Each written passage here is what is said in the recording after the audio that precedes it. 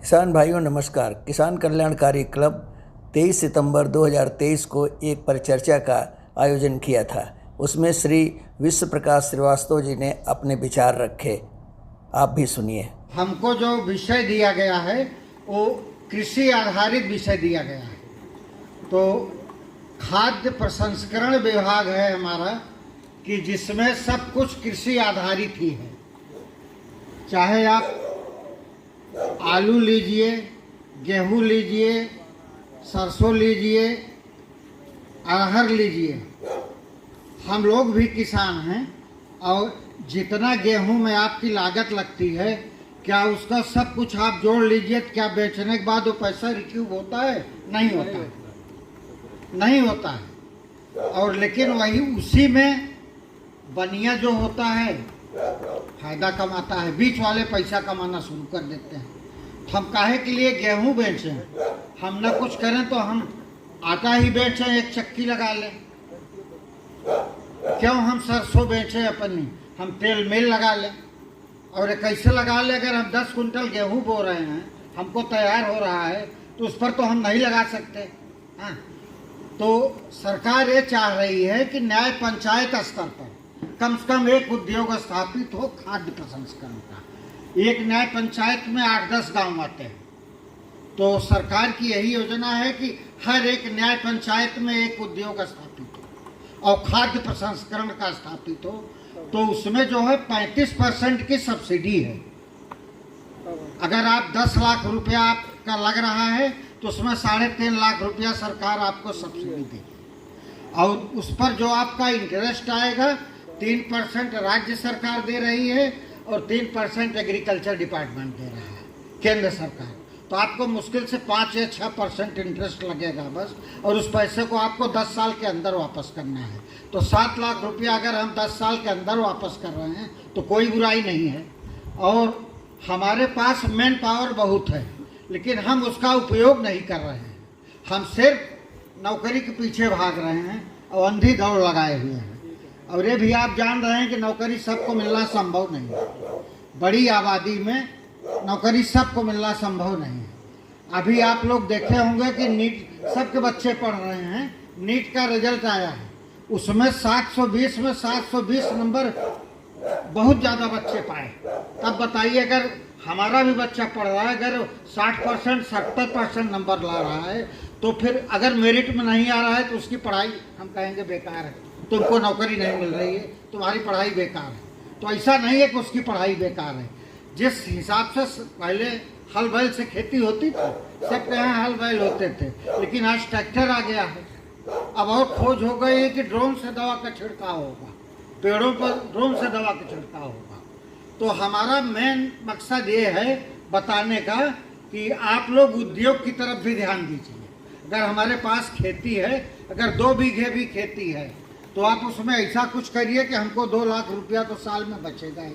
हाँ, और वातावरण आप देखिए जहाँ आप लोग इकट्ठे हुए हैं, अगर बिजली न भी हो तो क्या कोई समस्या है? कोई समस्या नहीं। हरा भरा मौसम है, सब कुछ है, सब कुछ आपको पर्याप्त है। कोरोना में कौन लोग मरे हैं? जिनको ऑक्सीजन देखने को नहीं मिलती थी, वही लोग कोरोना में मरे हैं। और जो लोग गांव देहात से संपर्क में थे, उनकी इतनी मजबूत है इम्यूनिटी कि उनको नहीं मरे हैं। खाली 90% वही मरे हैं जिनको ऑक्सीजन देखने को नहीं मिलती थी। आप समझ लीजिए। तो हमारा मेन उद्देश्य यही है आप लोगों को कहने के लिए कि आप लोग उद्योग की तरफ ध्यान दें और हर एक गांव सभा में कम से कम एक उद्योग लगाएं। और पैसा सरकार दे रही है। अगर आप बहुत छोटा काम करेंगे तो उस पर 2 लाख में 1 लाख रुपए एक सब्सिडी है। और अगर आप 10 लाख रुपए तक का करेंगे तो उस पर 35% सब्सिडी है। PMFME योजना के अंतर्गत कार्यक्रम संचालित है। हर जिले में इसका ऑफिस चल रहा है और हमारे जिला उद्यान अधिकारी महोदय उसके नोडल हैं। प्रतापगढ़ में और इलाहाबाद में हमारे प्रधानाचार्य खुद नोडल हैं इसकी। तो अगर आप लोग करना चाहेंगे तो आप लोगों को कोई दिक्कत नहीं आएगी। हर बृहस्पतिवार को मीटिंग होती है और जिलाधिकारी, कमिश्नर सब उसमें इन्वॉल्व हैं। बैंक पैसा नहीं दे रहा है, फाइल आपकी CA के माध्यम से जा रही है, वो फाइल ये लोग खुद करा रहे हैं। बशर्ते आप डिफाल्टर ना हो किसी साइड से। बस तो हम आप लोगों से यही अपेक्षा करेंगे कि आप लोग कुछ न कुछ करिए, खुद न करिए। 4 बच्चे हैं, एक बच्चे को इस लाइन में लगाइए। अभी हम लोगों का जुलाई में मैंगो महोत्सव लखनऊ में हुआ था, तो योगी जी खुद उसमें आए थे। तो उन्होंने 5-6 देशों में आम एमओ किया है कि मैंगो निर्यात करने के लिए। तो उसमें बता रहे थे कि 800 रुपया किलो हमारा आम वहाँ बिकेगा और 125 रुपये उस पर लागत आएगी। उसको काटने के बाद शुद्ध लाभ किसान को 600 रुपया किलो मिलेगा। 600 रुपया किलो 1 किलो आम का आपका मिलेगा। क्या बुराई है आप बताइए। तो जिस क्षेत्र में आप करिए, बागवानी करिए, खेती करिए, कुछ करिए, उसको एक्सपोर्ट के उससे करिए कि हमको इस चीज़ को इतना बढ़िया करना है, इसको हमको बाहर भेजना है और इससे हमको लाभ कमाना है। और सरकार इस पर बहुत ध्यान दे रही है, आप समझ लीजिए। और जहाँ तक रही बात सब्सिडी की, लोन की, तो 10 लाख रुपए तक में कोई समस्या नहीं है। अगर आपको कोई समस्या आती है तो आप जिस ज़िले के हैं वहाँ के जिला उद्यान अधिकारी से मिलिए।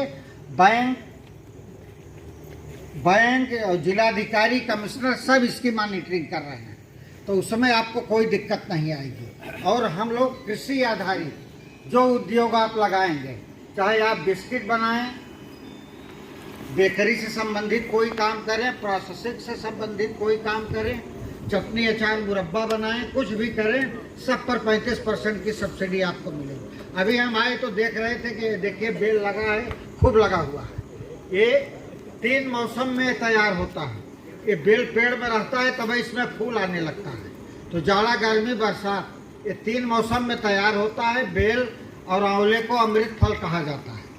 तो तीनों की इतनी ज़्यादा इसकी मार्केट है कि 200 रुपया किलो गर्मी में इसका मुरब्बा नहीं मिलता। श्री श्रीवास्तव जी ने इस परिचर्चा में विभिन्न प्रकार की योजनाओं के बारे में चर्चा की और कृषि उद्योग से लाभ कमाने के बारे में बताया।